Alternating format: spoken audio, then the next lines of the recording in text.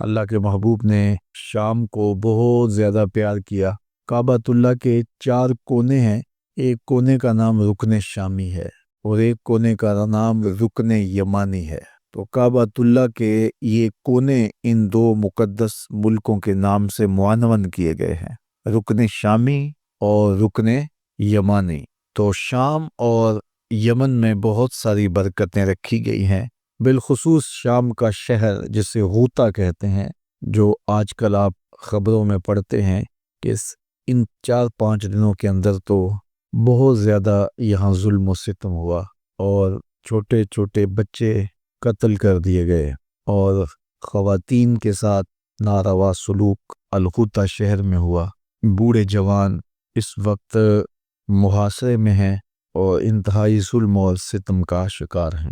بہرحال یہ عنوان کتنا دردناک ہے، امت مسلمہ کتنی عرصے سے ظلم اور جبر سہ رہی ہے، بلکہ ہم نے تو جب سے ہوش سنبھالا ہے برستے ہوئے تیروں سے امت کے کلیجے چھلنی ہو رہے ہیں، اور 56-57 اسلامی ملک دنیا کے اوپر موجود ہونے کے باوجود ہماری کوئی ایک آواز نہیں ہے۔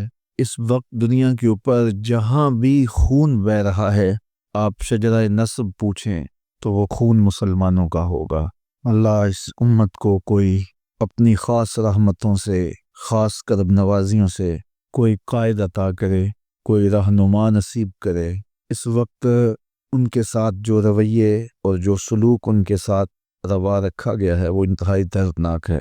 بطور مسلم دل خون کے آنسو روتا ہی ہے، لیکن دنیا کے اوپر انسانی حقوق کی بات کرنے والے بطور انسان ہی ان لوگوں کے بہتے ہوئے خون کو دیکھیں اور چھوٹے چھوٹے معصوم بچے ظلم اور جبر کی چکی میں پستے ہوئے دیکھیں تو وہ کوئی آواز اٹھائیں، لیکن چونکہ یہ خون مسلمانوں کا ہے اس لیے اس کو بہنے دیا جائے۔ دنیا کے ٹھیکیداروں کی یہی آواز ہے اور یہی ان کی پالیسی ہے۔ ترکی نے جو کاوشیں وہاں کی ہیں وہ قابل ستائش ہیں، ہم ان کو خراج پیش کرتے ہیں، اور اس وقت ان دکھی لوگوں کی مدد کے لیے ترکی ہی ایک ذریعہ رہ گیا ہے۔ میں یہ مطالبہ کروں گا اہل ایمان سے، مسلمانوں سے اور دنیا کے سنجیدہ متین لوگوں سے کہ وہ ان مظلوموں کی مدد کے لیے آواز بھی اٹھائیں اور ترکی کے ذریعے ان لوگوں کی مدد میں بھی اپنا حصہ ضرور شامل کریں۔ باقی ظلم کی انتہا ہو گئی، قیامتیں ٹوٹ گئیں، اور وہ جس جبر، جس ظلم اور جس زیادتی کا شکار ہے اس کا کیا مداوع ہو سکتا ہے۔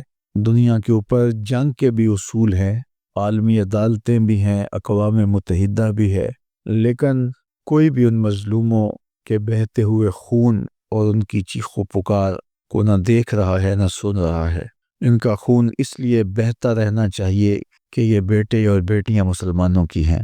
تو ہمیں بھی سوچنا چاہیے کہ ہم کیا گروہ بندی میں، فرقہ بندی میں، باہمی لڑائیوں میں، جغرافیائی تقسیموں میں ہی بٹے رہیں گے، یا ہم سوچنے پہ مجبور ہوں گے کہ آج ہمارے ساتھ جو سلوک ہو رہا ہے یہ ہمارے گناہوں کی سزا تو نہیں ہے، اور ہمیں وحدت کا سبق پڑھنا چاہیے اور امت کو امت بننا چاہیے۔ ہمیں اپنے باہمی اختلافات کو ہوا دینے کی بجائے امت کے درد کو سمجھنا چاہیے۔ اس وقت امت کو لڑانے کے لیے فرقوں اور گروہ بندیوں میں مسلمانوں کو مزید تقسیم کرنے کی سازش پورے عروج پہ ہے، اور فرقوں کی باہمی منافرت کو، نفرت کو بڑھا کر کے ان کو تقسیم کر کے ایک دوسرے سے قتل کروانا اور ایک دوسرے سے ذبح کروانا یہ کئی اشروں سے جاری ہے۔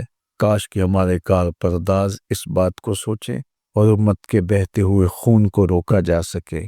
اللہ اس امت کو اپنی خاص پناہوں میں، اپنی خاص امان میں اور حفاظتوں میں رکھے۔ فرقے، گروہ یہ حسد کی بنیاد کے اوپر مارز وجود میں آتے ہیں، تو جماعت کے ساتھ جڑے رہنے والے پاک اور صاف دل لوگ ہوتے ہیں، اور وہ کسی رفلی یا سطحی مفاد کی وجہ سے یا کسی کے حسد کی وجہ سے الگ رستہ اختیار نہیں کرتے، وہ جماعت کے ساتھ جڑے رہتے ہیں۔ اللہ کے محبوب علیہ السلام نے ارشاد فرمایا کہ جو سواد اعظم ہے ان کے ساتھ وابستہ رہو، جو ان سے بچھڑ گیا وہ جہنم میں چلا گیا۔ بلکہ فرمایا شیطان جو ہے وہ بھیڑیے کی طرح ہے، جو بکری الگ ہوتی ہے اجڑ سے تو بھیڑیا اس کو اچک لیتا ہے۔ اگر کوئی الگ ہوگا، تفریق کا راستہ ڈھونڈنے نکلے گا، پھر شیطان اس کو راستہ دے دے گا، پھر نتیجہ یہ ہوگا وہ الگ گروہ اور الگ فرقہ، الگ جماعت بنا کے بیٹھ جائے گا، اور جو حقیقی جماعت ہے، سواد اعظم ہے، اس سے وہ بکھر جائے گا اور تفریق، تشدد، اختلاف اور باہمی جو ہے وہ لڑائی اور جنگ و جدل کا ماحول پیدا کر بیٹھے گا۔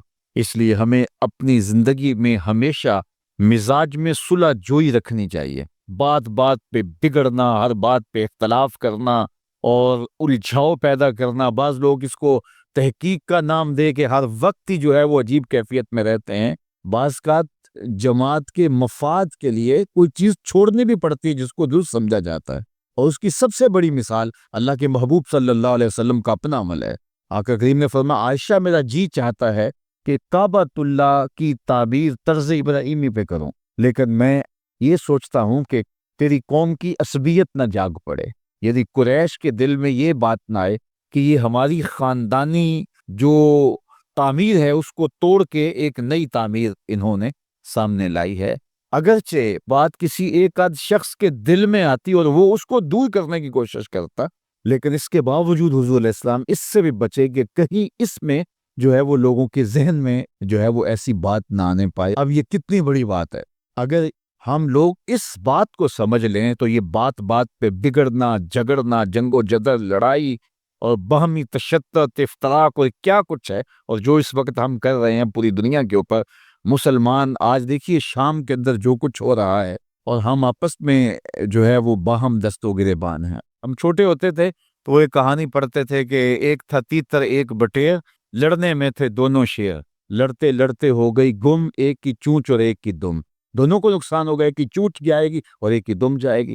تو ہم جب امت مسلمہ آپس میں جنگ و جدل کا ماحول ہی قائم رکھے ہوئے ہوں گے تو پھر نتیجہ کیا یہ ہوگا کہ شام کے اندر جو ظلم ہوا، اس سے قبل جو یمن میں ہو رہا ہے، اسی طرح برما میں جو کچھ ہوا، افغانستان کے اندر جو کچھ ہوا، 56-57 اسلامی ملک اور ہماری یہ حالت، بس ہم جغرافیائی الجھنوں میں ہیں۔ اس امت کو اس تقسیم میں ڈالا گیا۔ یہ اب بھی بہار عرب پچھلے دنوں میں چلی، عرب نیشنلسٹ اور یہ جو کچھ بھی ہے، یہ تعصب اور یہ عرب و عجم کی تقسیم اور یہ سرحدی تقسیم امت مسلمہ کے اندر امت کو منتشر رکھنے کے لیے یہ بت گھڑے جاتے ہیں تاکہ امت تقسیم رہے۔ تو جب سلطنت عثمانیہ توڑی جانے لگی تو اس وقت یہ بات کہی، عربوں کا تعصب ابھارا جانے لگا اور عربی عجمی کی تقسیم کو ہوا دی گئی، تو اس وقت اقبال نے کہا یہ بت یعنی قومیت کا بت، یہ بت کے تراشی دائے تہذیب نوی ہے، یہ نئی تہذیب نے یہ بت تراش کے ہمیں پوجا کے لیے دیا ہے کہ اس بت کو پوجو۔ قومیت کا بت جب رکھا گیا اور جو ہے وہ عربوں کو ترکوں سے بغاوت کا کہا گیا کہ وہ عجم ہو کے تمہارے اوپر حاکم ہے، اور یہ بت تراشا گیا اور عربی عصبیت کو ابھارنے کے لیے اور جو ہے وہ جغرافیائی تعصب ابھارنے کے لیے اور نسلی تفاخر ابھارنے کے لیے یہ عجمیت کا اور یہ عربیت کی تقسیم کا بت، یہ قومیت کا بت جب تراشا گیا تو اقبال کتنا زیرک شخص تھا، اس وقت کہا تھا کہ یہ بت کے تراشیدہ تہذیب نوی ہے، یہ نئی تہذیب کا تراشا ہوا بت ہے۔ اگر اس کی پوجا پاٹ شروع ہوگی تو ہوگا کیا؟ سنیے ذرا، یہ بت کے تراشیدہ تہذیب نوی ہے، غارت گرے کاشانہ دین نبوی۔ اس بت کی پوجا کا مطلب یہ ہے کہ تم دین کے کاشانے کو غارت کر رہے ہو، دین کی امانت اپنے ہاتھوں سے ڈھا رہے ہو۔ تو پھر ہمارے لیے میسج کیا ہے؟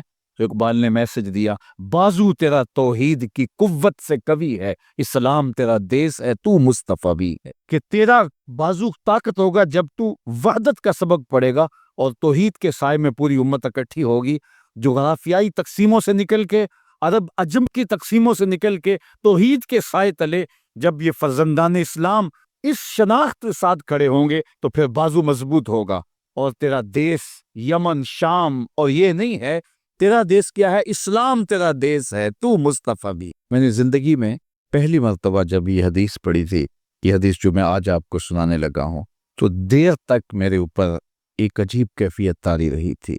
ایک یہ حدیث اور ایک قرآن مجید کی آیت نبّئ عبادی انی انا الغفور الرحیم، وہ اعتکاف کے دن تھے کہ تلاوت کرتے کرتے میں جب یہاں پہنچا تو اس آیت کا ترجمہ یہ ہے کہ میرے بندوں کو بتا دیجیے کہ میں غفور بھی ہوں، میں رحیم بھی۔ تو پتہ نہیں میرے اوپر کیا کیفیت وارد ہو گئی، اس آیت کا کوئی ایسا نورانی عکس پڑا، تو میں قرآن مجید لے کے ایک حجرہ اعتکاف میں جاتا تھا، اور عجیب آنکھوں میں آنسو اور بدن پہ ایک راشے کی سی کیفیت، اور ایک کو کہتا تھا یہ تمہارے رب کا قرآن ہے کہ اللہ فرماتا ہے بتا دو بندوں کو کہ میں غفور بھی ہوں، میں رحیم بھی ہوں۔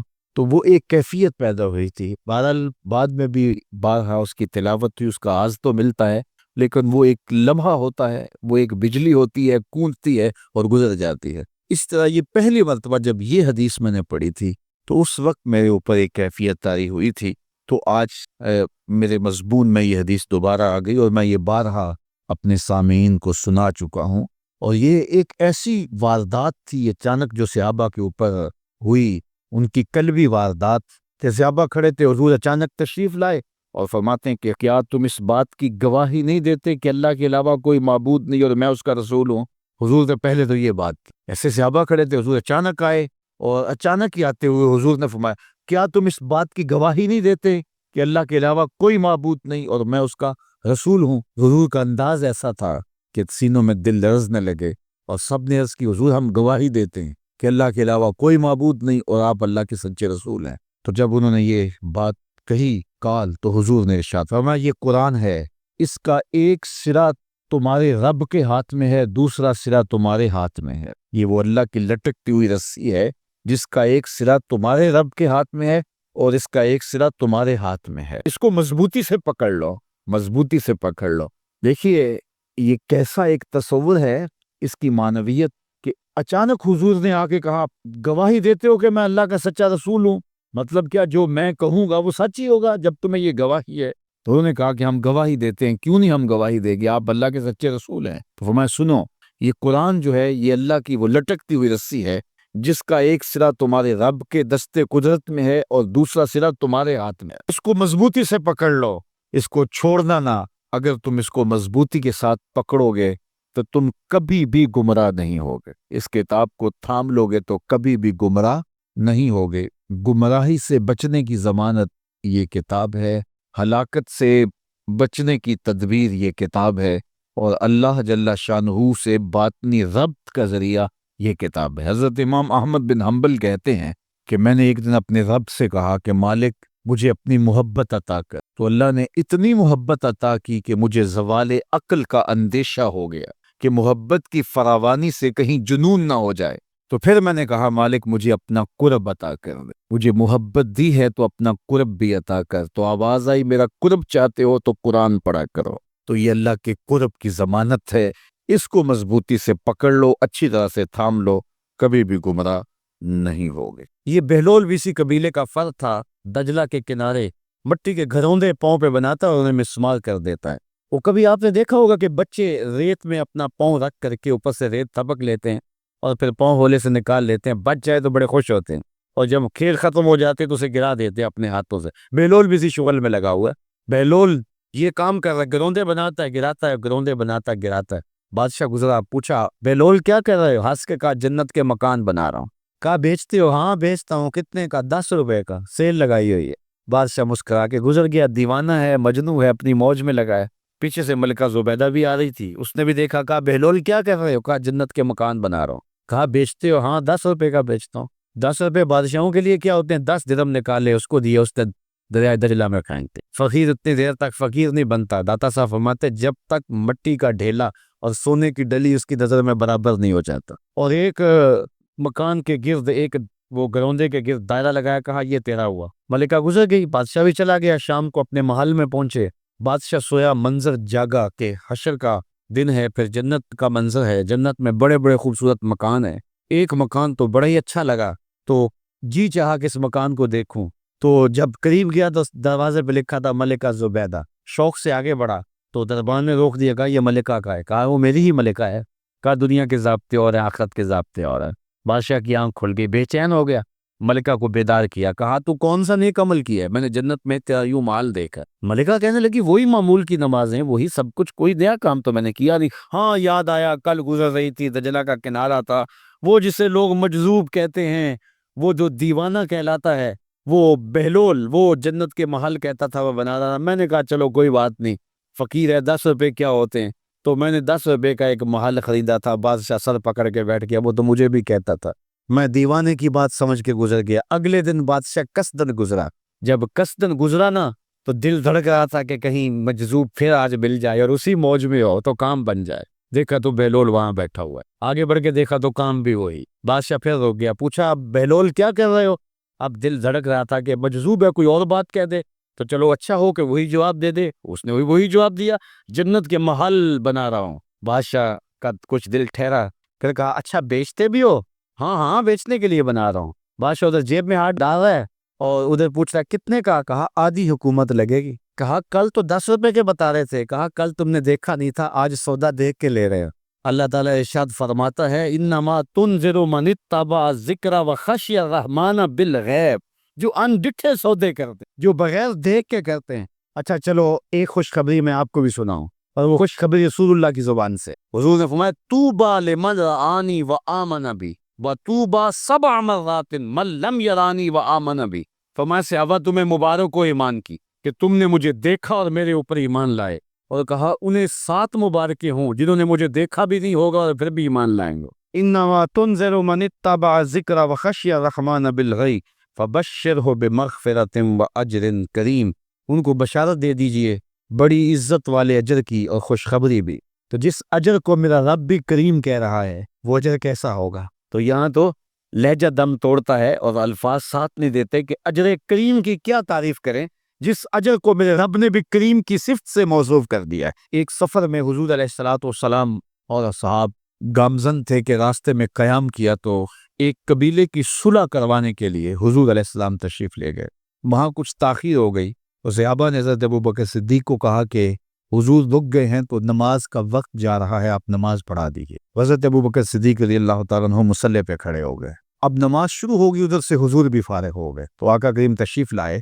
تو آقا کریم علیہ السلام جو ہی تشریف لائے تو صحابہ کی صفیں بندی ہوئی تھی، حضور کو دیکھا، انہوں نے راستہ چھوڑ، پیچھے سے لے کر کے مصلی تک صحابہ نے حالت نماز کے اندر حضور کے لیے راہ کشادہ کر۔ کاش کہ یہ حدیث سب لوگوں نے پڑھی ہوتی اور امت میں اتنے فرقے نہ بنتے اور یہ سوچ کبھی نہ پنپتی کہ نبی کے خیال سے نماز ٹوٹتی ہے۔ یہاں تو راستے چھوڑے جا رہے ہیں، یہاں تو پروٹوکول دیا جا رہا ہے۔ اللہ اکبر! اور یہ حدیث کہیں چھپی نہیں ہے، بخاری کے اندر چھپی ہوئی ہے۔ اللہ اکبر! آقا کریم علیہ السلام تشریف لائے تو صحابہ نے راستہ چھوڑنا شروع، نماز بھی چل رہی ہے اور حضور کا راستہ بھی چھوڑ رہے ہیں۔ بالکل حضرت ابوبکر صدیق کے پیچھے آ کے حضور کھڑے ہو۔ ابوبکر لا یلتفت یمینا ولا یسارا، جب آپ نماز پڑھتے تھے تو نہ دائیں دیکھتے نہ بائیں دیکھتے، پوری توجہ انہماک ہوتا۔ وہ اپنی کیفیات کے جہان میں ڈوبے تھے اور حضور آ کے پیچھے کھڑے ہو گئے۔ صحابہ نے اپنے ہاتھوں کی پشت پہ ہاتھ مارنے شروع، مکعن و تس دیا قرآن نے۔ تالی لگانا، سیٹی مارنا یہ شیطانی اعمال ہیں، لیکن ہاتھ کی پشت پہ ہاتھ مار کے متنبع کرنا یہ مختلف مواقع کے اوپر یہ جائز ہے۔ تو اب جب حضور آ کے پیچھے کھڑے ہو گئے اور صحابہ سمجھے کہ حضرت ابوبکر صدیق ایک استغراق کے عالم میں ہیں، ایک کیفیت کے جہاں میں ڈوبے ہیں، تو انہوں نے اپنے ہاتھوں کی پشتوں پہ ہاتھ مارنے، تو حضرت صدیق اکبر سمجھ گئے کوئی غیر معمولی واقعہ ہو گیا ہے۔ دیکھا پیچھے حضور کھڑے تھے، اللہ اکبر! تو حضرت صدیق اکبر مصلی سے سرک کے پیچھے آنے لگے، تو آقا کریم نے اشارہ کیا رکو، نماز پڑھاؤ۔ سیدنا صدیق اکبر اس کے باوجود پیچھے آ گئے۔ کبھی ہوتا ہے حکم اور کبھی ادب آگے ہوتا ہے۔ اللہ اکبر! حضرت سیدنا علی المرتضیٰ رضی اللہ تعالی عنہ کو کہا نا حضور نے صلح حدیبیہ کے موقع پہ، صلح نامہ لکھوایا جا چکا تو لکھا یہ محمد رسول اللہ اور قریش کی جانب سے ہے۔ تو عروا نے کہا اگر محمد رسول اللہ مان لیں ہم تو پھر لڑائی کس چیز کی؟ تو اس لیے محمد رسول اللہ نہیں، محمد بن عبداللہ لکھا جائے۔ تو وہ اس بات پہ بضد ہو گئے، اور اگر ایسا نہیں ہوتا تو معاہدہ ٹوٹ رہا تھا۔ تو حضور نے حضرت علی المرتضیٰ سے کہا کہ چلو رسول اللہ کا لفظ مٹا دو۔ عرض کی میں تو نہیں مٹاؤں گا، میں تو نہیں مٹاؤں گا، یہ نام میں تو نہیں مٹا سکتا۔ پھر حضور نے خود مٹایا۔ اب یہاں حضور نے کہا ابوبکر رکو، لیکن حضرت ابوبکر نہیں رکے، پیچھے آ گئے، اور پھر حضور خیر مصلی پہ گئے، نماز ہوئی، سلام کرا، تو حضرت ابوبکر صدیق رضی اللہ تعالیٰ عنہ کو حضور نے کہا ابوبکر جب میں نے کہا تھا تم رکے رہو تو تم کیوں پیچھے آئے؟ تو سنو حضرت ابو بکر نے کیا جواب دیا رضی اللہ تعالیٰ عنہ۔ کروڑوں سلام، لاکھوں عقیدتوں اور نیاز مندیوں کے خراج ان کی چوکھٹ پہ عرض کرنے لگے، ما کان لابن ابی قحافہ ان یؤم رسول اللہ صلی اللہ علیہ وسلم۔ حضور ابو قحافہ کے بیٹے کی جرت کب ہوئی کہ رسول اللہ کے آگے کھڑا ہو کے نماز پڑھائے؟ یہ ابو قحافہ کے بیٹے کی ہمت کب ہوئی کہ رسول اللہ کے سامنے کھڑا ہو کے نماز پڑھائے؟ تو ادب پہلا کرینہ ہے محبت کے کرینوں میں۔ حضرت ابو بکر صدیق رضی اللہ تعالی عنہ نے اگر حضور علیہ الصلوۃ والسلام کی اطاعت اور حضور کی محبت، ادب، فرما برداری اور جانثاری کے انوکھے باب رقم کیے ہیں، لیکن حضور نے بھی ان کو جو اعزازات دیے۔ ایک خاتون آئی مسئلہ پوچھنے، آقا کریم نے فرمایا پھر آ جانا۔ اس نے کہا پھر آؤں اور آپ نہ ملے؟ تو کہا میں نہ ملوں ابو بکر تو ملیں گے نا۔ اللہ اکبر۔ تو اپنے بعد اشارہ دے دیا ان کی طرف کہ میرے بعد میرا نائب ابو بکر ہے۔ اللہ اکبر۔ عزتوں کی مسند اور عزتوں کی معراج اور عزتوں کے مقام پہ سیدنا صدیق اکبر رضی اللہ تعالی عنہ کو بٹھایا۔ آقا کریم علیہ الصلوۃ والسلام نے ارشاد فرمایا، سن لو تمہارا رب ایک ہے، تمہارا باپ آدم ایک ہے۔ لا فضل لعربی علی اعجمی، کسی عربی کو اجمی پر کوئی فضیلت نہیں ہے، اور کسی اجمی کو کسی عربی پر کوئی فضیلت نہیں ہے۔ کسی گورے کو کالے پر، کسی کالے کو گورے پر کوئی فضیلت نہیں۔ فضیلت کا معیار صرف تقوی ہے۔ ہمارے آج بھی ہندوانہ رسمیں ختم نہیں ہو رہی۔ دولت کی تقسیم پر، امیر غریب کی بنیاد پر اس معاشرے میں تقسیم موجود ہے۔ ہمارے دیہاتوں میں چودھری اور کمی کی بنیاد پر تقسیم موجود ہے۔ رعایا اور حکمرانوں کی بنیاد پر یہاں تقسیمیں موجود ہیں، لیکن میرے اور آپ کے آقا و مولا نے قیامت تک آنے والی انسانیت کے لیے جو منشور دیا وہ یہ تھا، کسی عربی کو اجمی پر کوئی فضیلت نہیں، کسی اجمی کو عربی پر کوئی فضیلت نہیں، کسی گورے کو کالے پر کوئی فضیلت نہیں، کیونکہ کالے رنگ بھی اللہ نے بنائے ہیں، گورے رنگ بھی اللہ نے بنائے۔ حکیم لقمان رنگ کے کالے تھے اور صورت اچھی نہیں تھی، تو کسی نے ان سے پوچھا کہ آپ اتنے بدصورت کیوں ہیں؟ تو حکیم لقمان نے کیا جواب دیا؟ کہا آپ شکل میں نقص نکال رہے ہیں یا شکل بنانے والے میں نقص نکال رہے ہیں؟ تو وہ خاموش ہو گئے۔ اللہ اکبر۔ تو یہ اللہ نے بنایا ہے نا، اس نے کانٹا بھی اس نے پیدا کیا ہے، پھول بھی اس نے پیدا کیا ہے، چہروں کی رنگت اس نے بنائی ہے، کسی میں کوئی رنگ بھر دیا، کسی نے کوئی رنگ بھر دیا۔ تو رنگوں کی بنیاد پر، نسب کی بنیاد پر کوئی افضل، کوئی اشرف، کوئی اعلیٰ، کوئی بد، یہ نہیں ہے، بلکہ معیار جو دیا گیا وہ کیا تھا؟ تقوی۔ ان اکرمکم عند اللہ اتقاکم، جو زیادہ متقی ہے اللہ کے نزدیک وہی معزز ہے، وہی معتبر ہے۔ پھر حضور علیہ الصلوۃ والسلام نے عورتوں کے بارے میں تاکید کی کہ وہ تمہاری زیر دست ہیں، ان کی ملک کچھ نہیں ہوتا اور کمزور ہیں، ان کے بارے اللہ سے ڈرنا، اور حضور نے ان کے ساتھ حسن سلوک کرنے کی وصیت کی۔ پھر غلاموں کے ساتھ حسن سلوک کرنے کا حضور نے درس دیا کہ جو خود کھاتے ہو وہ انہیں کھلاؤ، جو خود پیتے ہو انہیں پلاؤ، جو خود پہنتے ہو انہیں پہناؤ۔ بعض لوگ ملازم کو، ماتحت کو جو ہیں وہ ہلکے کپڑوں میں کستر رکھتے ہیں تاکہ پتہ چل جائے کہ یہ غلام ہے، یہ ملازم ہے اور ہم باس ہیں۔ حضور علیہ الصلوۃ والسلام نے ان تین چیزوں کی تاکید کی۔ پھر حضور نے ہمسایوں کے حقوق کے حوالے سے بات کی، اور صحابہ فرماتے ہیں کہ اتنی بار حضور نے تاکید کی کہ ہمیں یہ گمان ہوا کہیں وراثت کے اندر حقدار نہ ٹھہرا دیا جائے۔ تو ہمسایوں کے حقوق کے حوالے سے حضور نے تاکید ارشاد فرمائی۔ پھر حضور نے تین باتوں کی تاکید فرمائی۔ پہلی بات، عمل میں اخلاص پیدا کرو، کیونکہ عمل کا خلوص ہی قبولیت کا سبب و ذریعہ ہے۔ اگر عمل میں خلوص نہیں تو کچھ بھی پلے نہیں ہے۔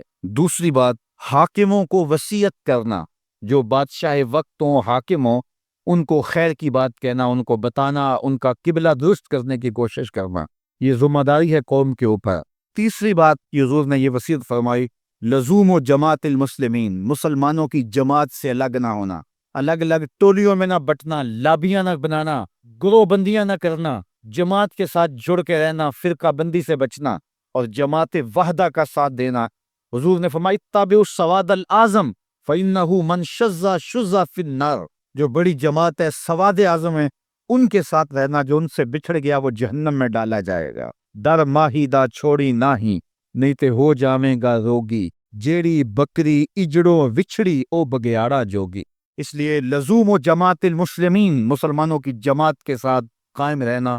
پھر حضور علیہ الصلوۃ والسلام نے فرمایا اے امت مسلمہ، میں تمہیں لاوارث نہیں چھوڑ کے جا رہا، میں تمہارے اندر دو بھاری چیزیں چھوڑ کے جا رہا ہوں، اور اگر تم ان کو مضبوطی سے تھام لو گے میں ضمانت دیتا ہوں تم کبھی بھی گمراہ نہیں ہوگے۔ ایک اللہ کی کتاب اور ایک اس کے نبی کی سنت، کہا ان دو چیزوں کے دامن کو مضبوطی سے پکڑ لو، تم کبھی بھی گمراہ نہیں ہوگے۔